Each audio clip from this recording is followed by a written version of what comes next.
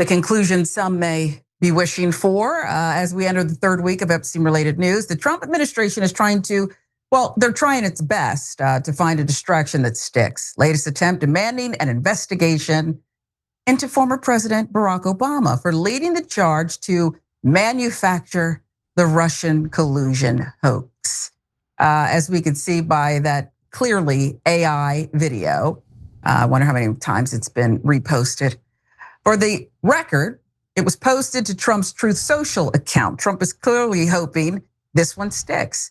Cenk, we're gonna get around to the details on this one in just a bit, but first, what's your initial reaction as well as what you thought about the video that Donald Trump posted this time? Yeah, so this is an obvious distraction. There's one other theory, we'll share that with you guys. We'll prove that it's meant to be a distraction from the Epstein files a little bit later in this video. But I gotta tell you, I criticize Obama a lot. I criticize him from the left, I criticize him as a populist. I think he's way too establishment. That video made me sick. And that was just uncomfortable to look at. That was viscerally made me angry. And then they have him behind bars as well, making him kneel on his, on his knees, etc. And Trump, president of the United States, posted that. What's wrong with you? Now, if Democrats have done the same thing, and in front of Obama, Trump gets put on his knees and arrested, and then behind prison, etc. Oh my God, what would the MAGA have done? This is an outrage, right? We're lawfare, and how dare you do that to the president of the United States, right? But no one ever does shoe on the other foot, ever, ever, ever. No one ever does introspection and goes, hey, I wonder how I'd feel if it was done to the other side, etc. Now, for me, that kind of sick stuff, what it does is it divides us. And okay, but now let's get to the substance of the story, which is even worse, because Tulsi Gabbard is 100% making things up in order to protect Daddy Trump and she thinks, as apparently all of the Trump team does, that their own voters are idiots, and that the minute they throw out a little red meat, they're all gonna chase after it, and the squirrels are gonna forget about Epstein. So, all right, let's give you the load of crap that Tulsi's peddling now. Well, she'd call it intelligence gathering, but last week, the Director of National Intelligence, Tulsi Gabbard, released a report accusing the Obama administration of manipulating and withholding key intelligence related to Russian interference in the 2016 election. Here's what Gabbard stated.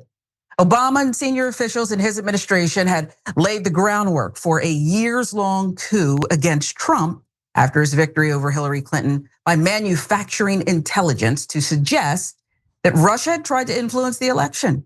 That included using a dossier prepared by British intelligence analyst Christopher Steele that they knew to be unreliable. Then she added this: no matter how powerful, every person involved in this conspiracy must be investigated and prosecuted to the fullest extent of the law to ensure nothing like this ever happens again. The American people's faith and trust in our democratic republic, and therefore the future of our nation, depends on it. Gabbard went on, a multitude of Fox shows, including Maria Bartiromo's Sunday morning show, where she discussed some of her proof. Listen. In the months leading up to the November 2016 election, the intelligence community agreed that there was no intelligence that reflected that Russia was trying to hack the election in favor of either candidate. The evidence showed, the intelligence showed that, again, Russia did not have either the intent nor the capability to be able to impact the outcome of the United States election. So it was very striking when we look back again at the documents that I declassified and released that shows there was a shift. In early December, the first week of December, again, another document was produced by the intelligence community, a president's daily brief that was consistent with every other assessment that was done previously leading up to the election. Russia did not, this is after the election now, did not attempt to affect the outcome of the American election. That was never published. Hours before it would have gone into President Obama's President's Daily Brief, it was pulled by a senior level intelligence official saying that they had to pull it because they had received new guidance. There you see Tulsi Gabbard. She has a very a different affect, we'll call it, but particularly comfortable in a setting where she's not being challenged at all. So what happened next? Well, take a look at the graphic. It shows you what happened next. And following the full briefing, Obama officials, including James Comey, John Brennan, James Clapper, they met with Obama to plan the hoax. This is her reporting, Tulsi Gabbard, Director of National Intelligence. They began outlining a new assessment claiming the election was hacked, and then leaked this news to the media. But here's the thing. Gabbard's claims directly contradict the findings of the Senate Intelligence Committee's landmark Volume 5 report from August 2020, nearly 1,000-page document that laid bare the extent of Russian interference in the 2016 election. That report was not a product of MSNBC or the so-called deep state. Republican Senator Richard Burr first led the Senate Intelligence Committee investigation. After Burr stepped down under a cloud of an FBI investigation, stunning report received final approval from acting chair Marco Rubio, who now serves as President Donald Trump's Secretary of State. Now, the committee found that Russian President Vladimir Putin ordered a sweeping campaign to influence the 2016 election in Trump's favor. The report explicitly states that Russian intelligence services, especially the GRU, engaged in cyber operations to hack and disseminate emails from the Clinton campaign and the DNC, and amplified pro-Trump narratives via state-sponsored media and social media operations. That report also found that Donald Trump's campaign chairman, Paul Manafort, had a close relationship with a man named Konstantin Kilmanik, who was likely a Russian intelligence officer. Regardless, now that all of this has come out, Gabbard is pushing it all, well, onto Pam Bondi and Kash Patel so they can yet again take the blame once this all blows up. Watch. So at the end of the day, we need to look at Pam Bondi. Is that the person who at the end of the day is going to bring us accountability? Pam Bondi? Attorney General Pam Bondi, FBI Director Kash Patel, it is their responsibility to gather all of the evidence, both that we have released, the facts that have already been known previously, the information that will continue to come out, and move forward with this prosecution and these indictments.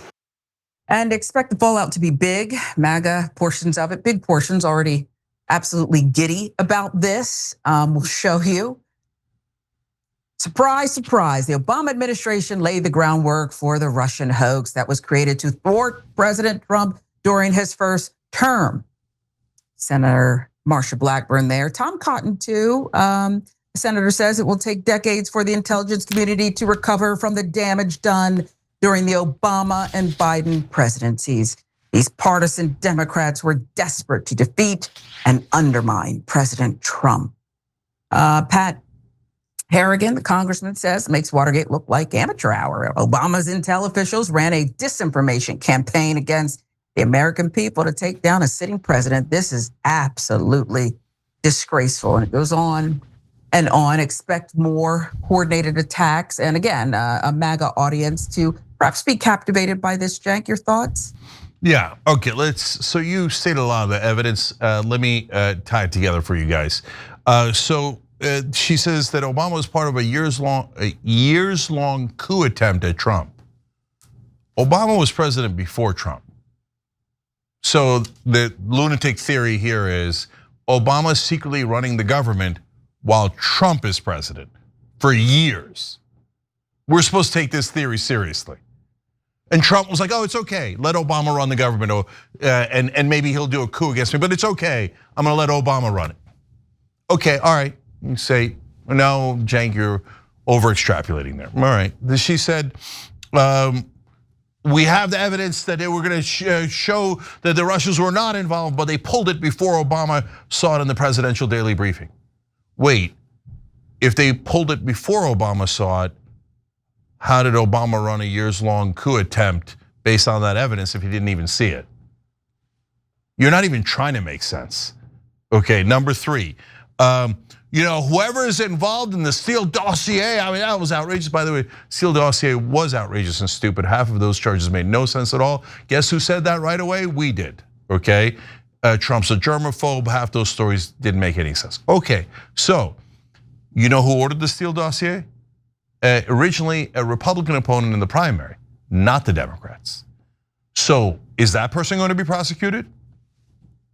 Are you going to tell us who that person is? Oh, let me guess, it's the Trump administration. Oh, we couldn't find the files. We were trying to find who ordered the Steele dossier and the Epstein files, and golly gee, they all got lost. Maybe they're in a Mar-a-Lago bathroom somewhere. So who's the Republican who paid for the Steele dossier? And are they guilty of treason? Were they working with Obama for years on a coup against Trump? Should they be prosecuted?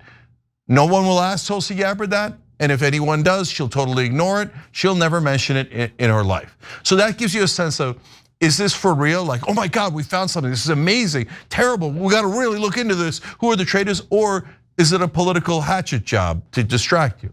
Well, you can tell if it's partisan. Boom, partisan, right out of the gate. They're not going to look into the guy who ordered this Steele dossier because he's a Republican. Okay, now to the heart of it. So the Senate Intelligence Committee that looked into this was didn't just have Republicans on it. It was led by Republicans. The whole report was led and written by Republicans. And at the end, when everybody saw the report, every Republican and every Democrat voted unanimously saying, yes, this is what actually happened.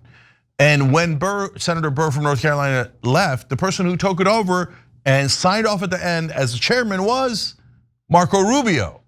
So is Marco Rubio part of the conspiracy? Was every Republican on that committee part of the conspiracy? Because that report says definitively several things.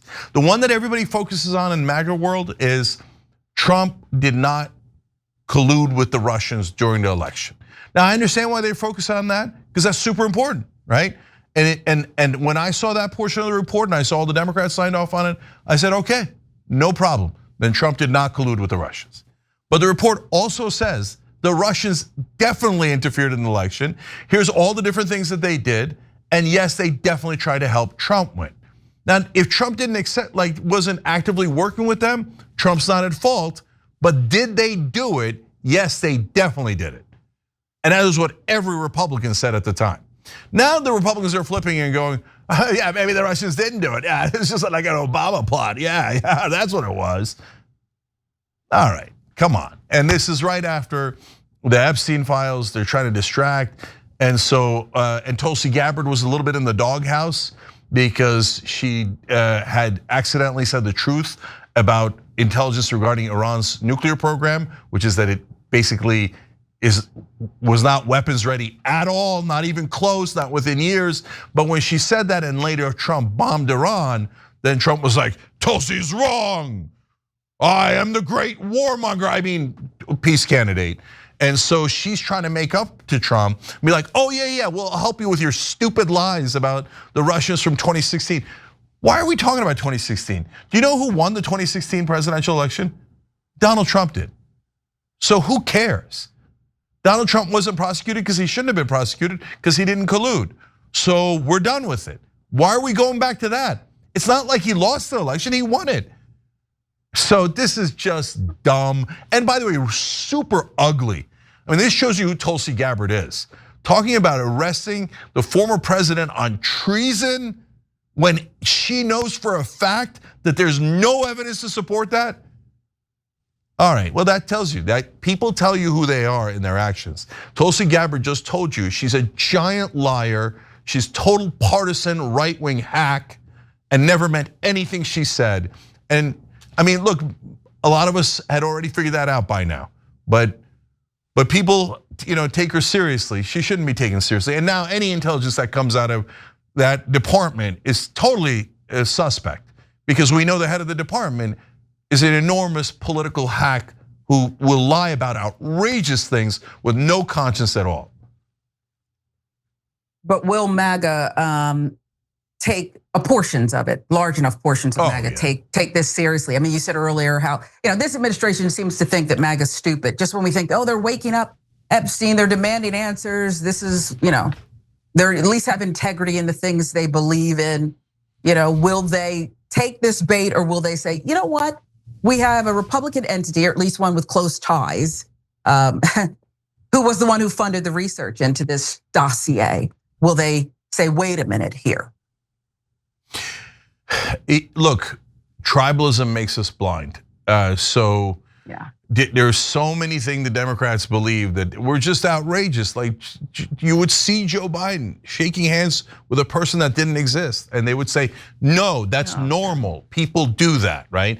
Now, were all those Democrats who believe that a significant percentage of the Democratic Party, quote unquote, stupid for believing it? No. People get brainwashed, man. And I know they find that just as offensive. But guys, they told you he was young and dynamic. Look at him, come on, you gotta realize they were trying to influence you. Human beings are unfortunately really prone to influence, overly prone to influence. So for the MAGA base, will a lot of them believe this nonsense? Absolutely. Because they've been told their whole lives, oh yeah, Obama's part of 1,000 conspiracies. And oh my God, the Democrats are so evil, and Donald Trump is the one special pure victim, etc. So this is perfect red meat. So I get why Tulsi's doing it. She's like, deep state, back to the deep state. Not the deep state that's covering up the Epstein files. The deep state that did this thing that all the Republicans earlier said didn't happen at all, right? And everyone who's piling on here, knowing that the Republican senators all said this did not happen. We looked at all of the evidence, definitively not true, including Marco Rubio saying that. And they go, yeah, no, now we're gonna pretend that the Republicans said that it did happen. Okay, they're announcing, like Tom Cotton, Marsha Blackburn are putting a flag going, yes, I'm a goddamn liar. And people will believe them. Yes, a huge portion will. But remember, not all Trump voters are MAGA or hardcore MAGA. So a lot of the independents will go, now brother, you expect me to believe this too, right? So now you expected me to believe there were no Epstein files, and then they were fake and created by Obama. Now you're expecting me to believe that Obama was president while you were president, and it did a years-long coup, and every Republican earlier was lying to cover up for Obama. That makes no sense at all, none. So anyone who is not blinded by tribalism will see this for the horse crap that it is. But unfortunately, huge portions of people are just that blind. Every time you ring the bell below, an angel gets his wings. Totally not true, but it does keep you updated on our live shows.